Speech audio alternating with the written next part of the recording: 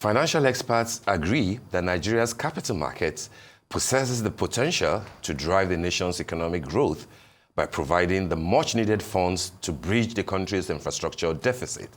According to Director General of the Securities and Exchange Commission, Dr. Omotemi Agama, the capital market could help raise over $50 billion to finance projects in key sectors like healthcare, education, and transportation.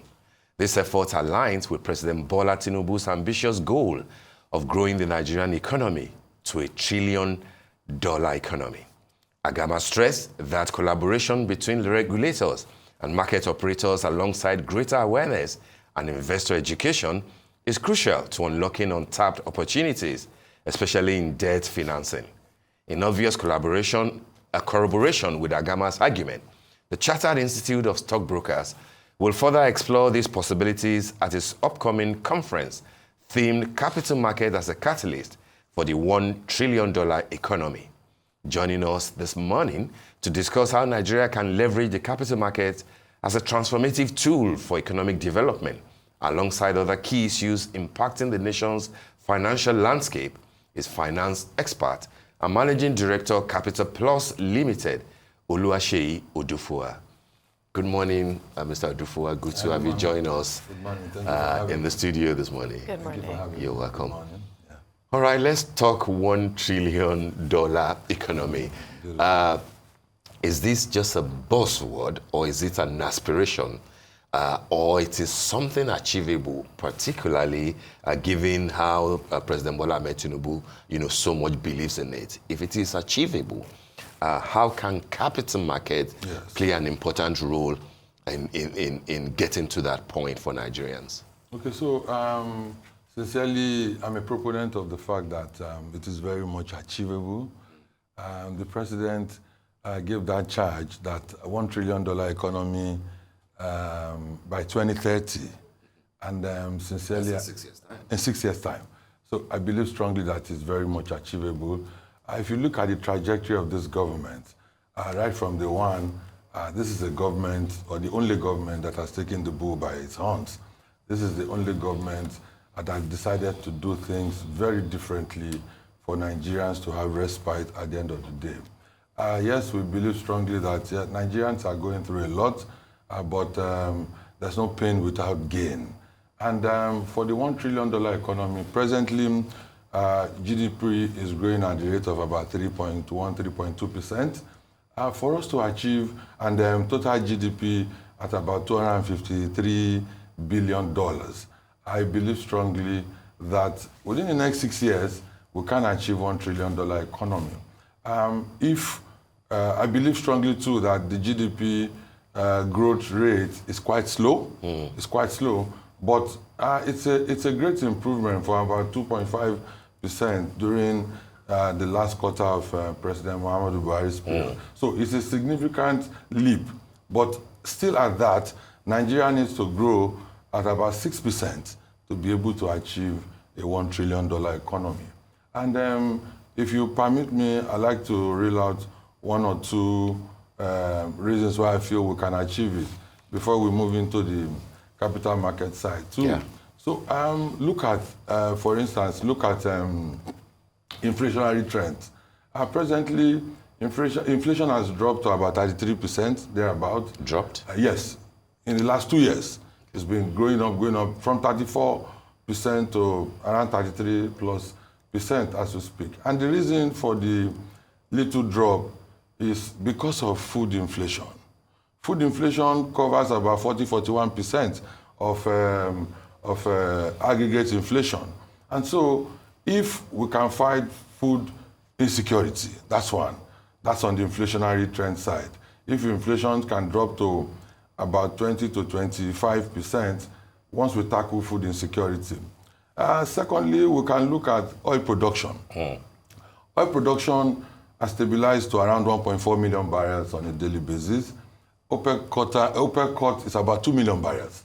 So you can imagine if insecurity too, if we can produce up to 2 million barrels. The last time we produced up to 2 million, 1.82 million was during Jonathan's period. So if we can do 2 million barrels, that's about 600,000 more let's give a benchmark of maybe $70 per barrel, maybe Bonny Light. It's currently about $78, $79. So let's give a benchmark of 70. That means we can still make over $1 billion every month extra with what we have now. And what does that tell you? It frees up more FX. We can then have more funds for capital growth. And once you have more spending, it grows your GDP. You understand? Another thing we have not yet looked at is export. Look at agri export. Presently, it covers about 16.8% of GDP. So if we continue to grow our export, and it's growing on a daily basis, if we continue to grow export, say 16.8% of GDP, if we can move it up to like 40%, and before you'll be able to do that, you know, food production is there, other forms of production in terms of goods and services are also there. But we have the other side, the flip side of what makes these things work, electricity. That's the fiscal side now. Yeah. You must look at that too. And fiscal development or programs is on long-term basis. Unlike the monetary side where, you know, short-term measures for you to be able to curb inflation, free more FX, and the likes. So another one that is basic is, you know, government is mulling, MBS is mulling the prospect of rebasing the economy too. The last time we rebased was 2014. Under Jonathan. Jonathan's period, thank you. And then from about $260 or $70 billion, we rebased over $500 billion because it was time. And what is World Bank IMF standard? You can rebase every 5 years. But now it's about 10 years. So we expect... Will this be because yes. South Africa, Egypt, and Algeria have overtaken us? 1, 2, 3. And we've dropped to number 4. So if we now rebase, yes. and then we go back to number 1, and then we say we're the economic giant of Africa. It's part of it. You know, that's part of what the challenges are today, that the Tinubu taking the bull by the horn in trying to ensure that the Naira run on its true state. It's part of the challenges we are facing, and we must face it to get to the end of the tunnel. Yeah, I want to ask you a question, because you did say that inflation dropped, but it was inflation was 21.8% in December. Inflation now is 32%. Headline inflation has increased, and also month-to-month inflation has increased. We had a reduced month-to-month inflation for about 2-3 months earlier this year, but inflation has increased. It is 32%, so inflation is increasing. And even if the rate of inflation reduces, it just means that the rate is reducing, but inflation itself has not reduced. You see, if you look at it very holistically, you will know that there are some factors that has caused this, and primarily food inflation. Yes. I know, which I said, and so looking at it back, we cannot speak about the trajectory of this government, which is a little over a year, without looking at the previous government. Let us, speak to facts. We had a previous government that had debt servicing to revenue of about 98%. That means that 98% of our revenue was being used to service debt. Nigeria was at a complete comatose state. There was no development at all. And as we speak now, at about 68%, it means that the government is freeing up a little. Look at food inflation. Why would it affect headline inflation? It will affect it because for 2 years straight, during the last administration, the last 2 years, nobody could go to the farms. Okay, look at the Middle Belt and the North. That's where about 70 to 75% of food production comes from. But nobody was able to go to the farm. And if you don't farm this year, they can't be produced in the following year. And so the backlog that was inherited by this present government, he has to take all the blame. And that's why if you say inflation has been going up, at whose cost?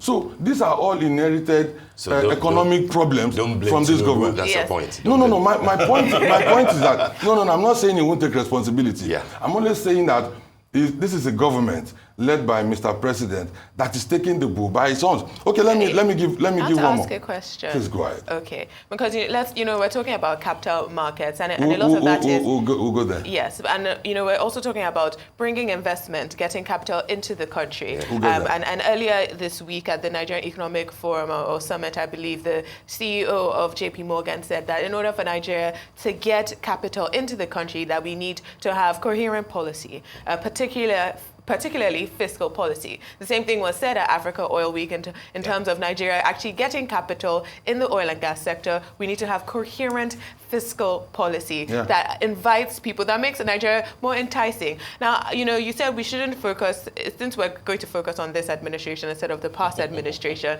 one thing that happened in this administration is that the Naira has lost 70% of its value in the just one plus years. As you said, 70% of the value of the Naira has been lost. We also have fuel being 4 times more expensive. They said there's parity, the Naira has found its value. But with a 70% reduction in the price of the Naira, we've only been able, our FDI is less than, I think South Africa has like 5 times the amount of foreign direct investment that we have had, and they have not had to go through such tough economic times to attract that investment. So, when we're talking about rebasing just so we look bigger, I wonder what the actual effect would be.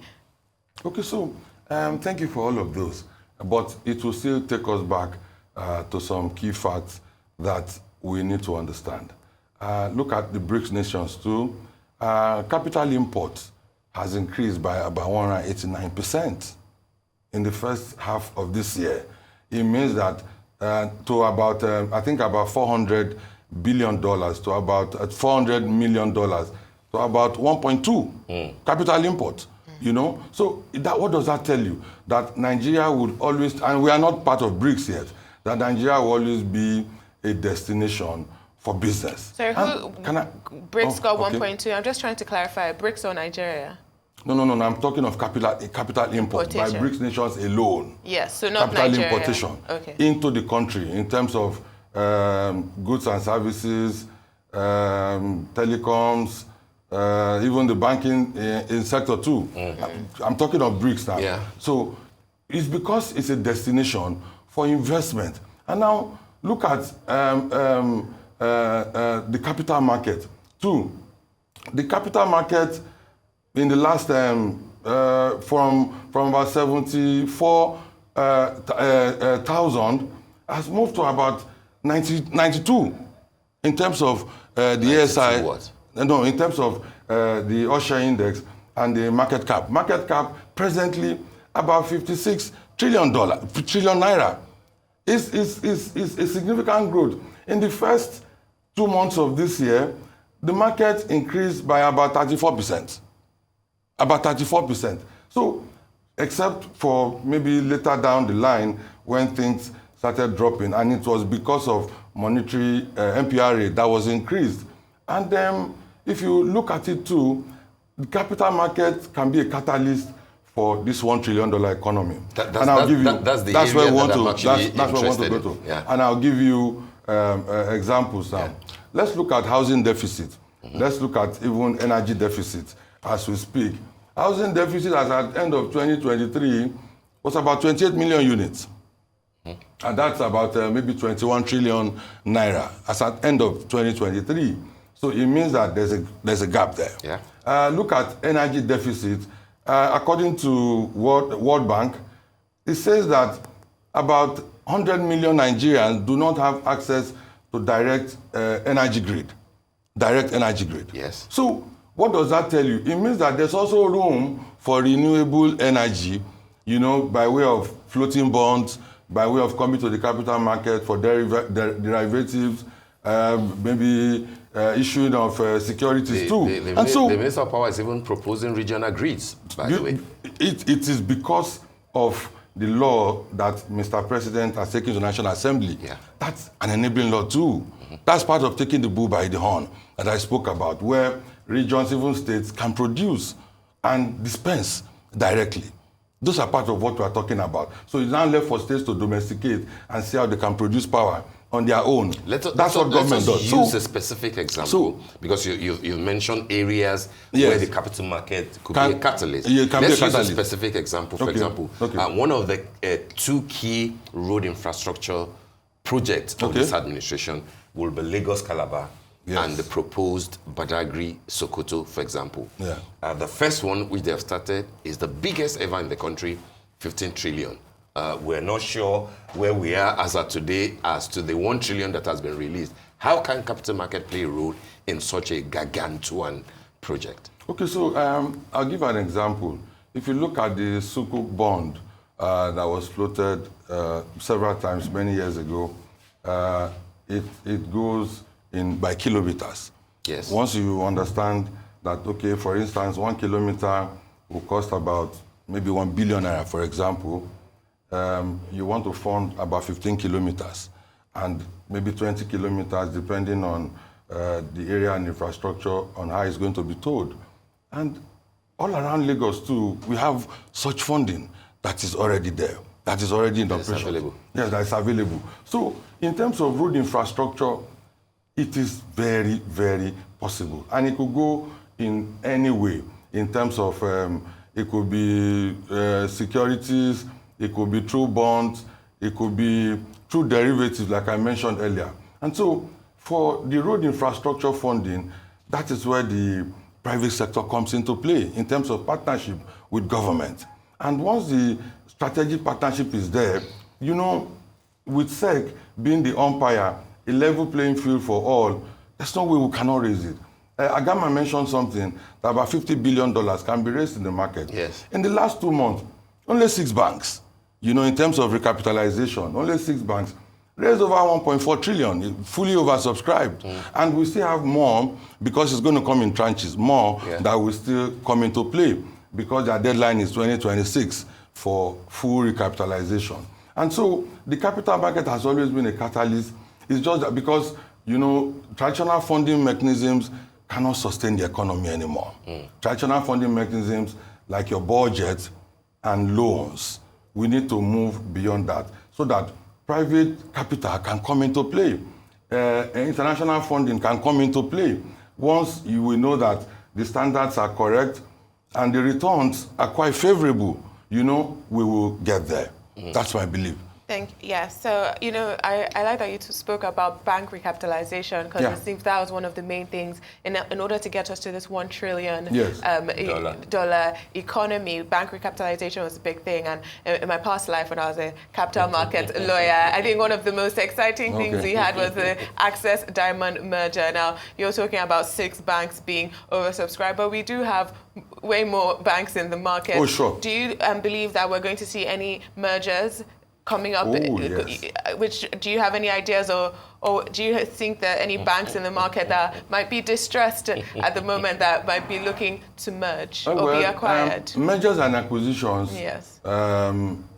is healthy for any capital market, you know, around the world. It's also a way to strengthen the industry and ensure that there's investor confidence. So it's a mechanism that is always put in place. So, but what I do know strongly is that the CBN, at every time, they carry out their stress test.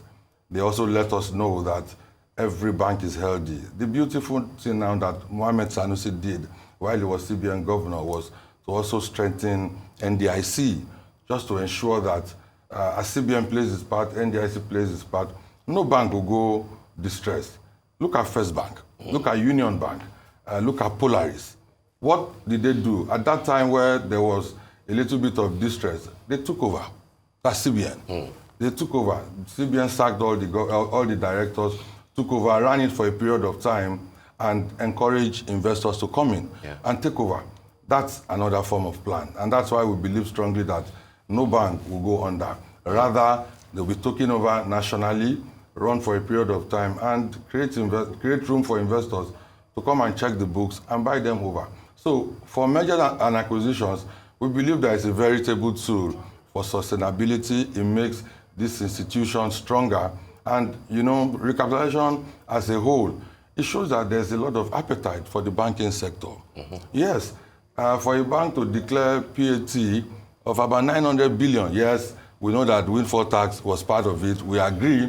But, year on year, averagely, they grow by 20%, which is good for the economy. And, because of their business, it frees up, a lot of funding for growth. Is it true growth, or is it because the Naira became a commodity and we lost a lot of value? There's been a lot of talk about the Naira-dollar trade. If your currency becomes a commodity, yes, it's no surprise that banks would have a windfall. You see, that's why I mentioned windfall. And you can see that government is also trying to tax all these banks to ensure that, this profit, is being reduced to the real level. But let's talk about this issue of Naira. And there's no way. At 400 Naira or 465 Naira during the last administration, you and I know that Naira was being managed. And there's no economy, I want to say it, that will not manage its currency. Exactly. Let me say that very clearly. There's no economy. But it gets to a time where your investment partners around the world feel that this should not be the true value. At that time, where we were using everything we earned to service debt, Naira was still at about 465 Naira to $1. Yes, I know that we should manage the economy, but the problem was not the borrowings at that time. But the problem was how much were we making to service these debts. What do you consider to be the true value of the Naira? Land on your thoughts, but then, build that into it. So when the CBN governor came in, with his think tank, with the Minister for Finance, and also Mr. President, I think it was right at that time to float the Naira. A lot of people, but let me land on my thought. Let me land on my thought. To have both at the same time. That's why I said let me land on my thought. What I would have done a little bit differently was that immediately Mr. President announced subsidy removal, which was a blow to Nigerians. I believe that there could have been cushions before then. He should have spoke more to Nigerians to understand the trajectory before then, and I'll come back to that. The next thing that happened was the free float, which was a double blow, which I agree with you. But at that time, Mr. President felt that if you had just gotten into government newly and you get briefed on how Nigerians were being cheated in terms of subsidy, we were practically subsidizing for about 3-4 countries around us, completely, at that time. And it was heavy on, developmental projects. So he announced it, which at that time, too, by law, there was no subsidy anymore.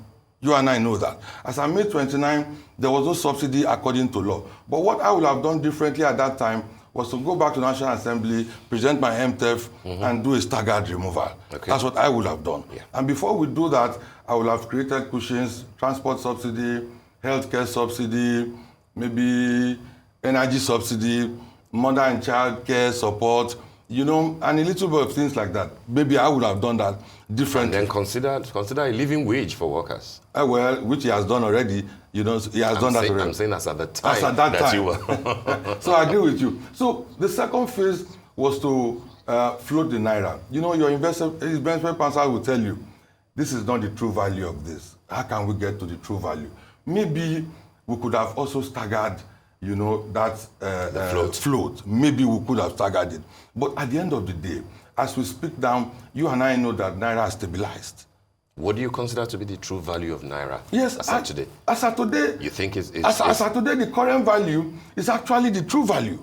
Where we are today? Where we are today. And that's why... If it gets to 2,000 Naira to $1, yes, by any crazy chance, will you still say? No. No. Let's agree that at 1516, it's hovering at that rate is the true value of the Naira as we speak now.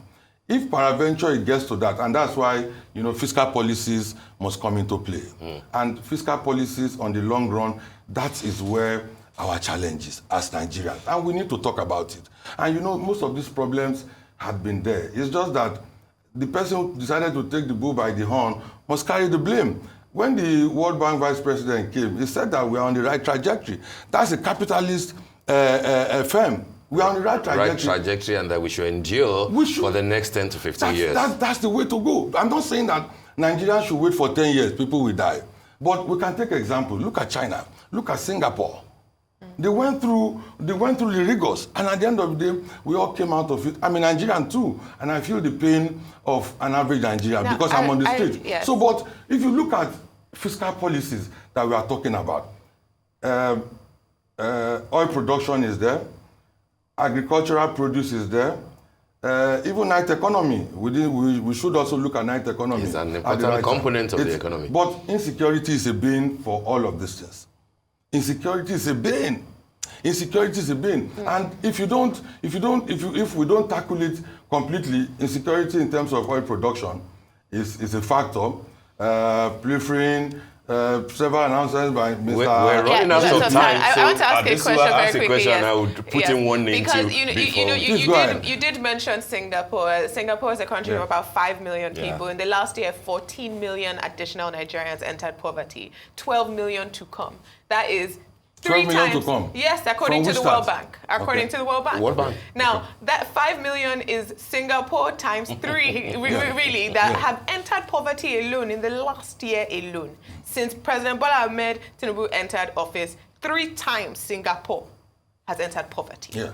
So when we're talking about hold on, or we saw this happen in Singapore, we must also talk about the realities of Nigeria, that the realities of Nigeria, the realities of the African continent are different from what it is in Southeast Asia, and it's different from what it is in Europe. Okay. But in other things that you have said, that our investment partners have said, that, you know what, the Naira was not at its real value, bring it down to its real value. And the idea is that if the Naira is cheap, then people will come here.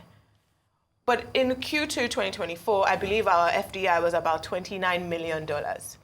At the same time, Q2 2024, with FDI in South Africa, the country that beats us, was over $920 million.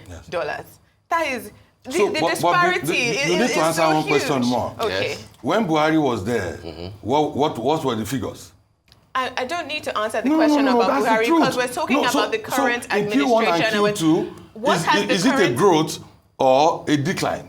It is actually, the Q2 is actually a decline. It's not a decline from 2023, but you must compare year on year. You must compare year on year. So if you are talking about the Tinubu administration, because it's better than Buhari, it's good? No, what I'm saying is that we are growing, you know, I told you GDP growth from 2.5 to about 3.1, 3.2%. I said it clearly here that we are growing slowly. Yeah. Slowly. But even at that, and I said it clearly here that I feel that for us to, you know, traject and move very quickly, we should be growing at about 6%, which is a very tall order. Very tall order. At 3.2, 3.3? 3.2. Okay. 3.2. So last question in few words, because we really have to go. Oh, okay. You've made reference to Dr. Agama, and then you've also given us figures in terms of the good news from the capital market. Yeah. From the perspective of your company, Capital Plus Limited, is this the time for people to invest in the capital market? Oh, beautiful. That's a lovely question. And I'll tell Nigerians, this is a beautiful time to put funds into the capital market. And I'll tell you why. I'll tell you why. In a few words. Look at MPR today at about 27.25. Yes. It has been increased significantly, maybe about 4 times this year. Yeah. And what is the reason for the increase? 2 things majorly, to drive FX and also to curb inflation, which we know that is a monetary policy that is on the short run. Some people can call, and what has it done? It has freed, you know, enough FX to be able to run the economy. At 27.25, you know, average rates, in the US, maybe about 6%. Yeah. In the UK, maybe about 5-6% to thereabout. So there's capital import. You know, everybody wants to come and get, and some people will say it's hot money. Some people will say so. So that before you say it, let me say it. Some people will say it's hot money. But what does it drive there? It drives FX for growth. And like I said, it curbs inflation. And there's 2 markets, the capital market and the money market. Yeah. That's the financial system. And I want to tell you that, you know, it is the same investors in the capital market that are also in the money market, majorly. And about 70%, 65-70% is foreign investment in this market. Yeah. True. So if you look at it, once the money market is rising, averagely, according to experience, you see the capital market dropping because it's the same level of investors. And once the capital market drops, it's a good time to buy. You buy low, you sell high. And why do I say so? Now, prices in the first 2 months, from November to February in the market, average gain was about 35 to 40% before things started dropping. Yeah. And so, I'll just finish my line of thought. So, anybody that is buying now is buying to make, so much gain. It can be less than about 30-40%, maybe first quarter next year. Okay. And I'll finish my line of thought. And why I also believe so is that at that time, I know that by the next MPC meeting, CBN governor will maintain the rates, all the rates. He will maintain it. Let's see. Let's see. And look at the capitalizations. Most banks will be so healthy that gains will be almost about 50%. Thank you very much. That's also Oluwaseyi's industry, by the way. No, it's the time to buy. We should come back again to finish this trajectory. Absolutely. And if I may say, I think we should trust Mr. President on this trajectory. Thank you so much, Mr. Odufuwa. Thank you for your time this morning, and thank you for your contribution to our show.